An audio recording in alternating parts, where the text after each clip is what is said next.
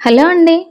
ఇవాల్టి స్పెషల్ వచ్చేసి పిల్లలు ఎంతగానో ఇష్టపడే ఓరియో బిస్కెట్స్‌తో మిల్క్ షేక్ ఎలా ప్రిపేర్ చేసుకోవాలో చూపిస్తాను. ఇది చాలా అంటే చాలా సింపుల్‌గా చేసుకోవచ్చు. పిల్లలు కూడా చేసుకుంటారు. కానీ టేస్ట్ మాత్రం చాలా బావుంటుంది. Welcome to my channel. ముందుగా దీనికోసం ఇక్కడ నేను ఒక ఓరియో బిస్కెట్ ప్యాకెట్‌ని పూర్తిగా తీసుకొని దానిలో బిస్కెట్స్ అన్నీ కూడా ఒక మిక్సీ జార్‌లో వేసుకుంటున్నాను.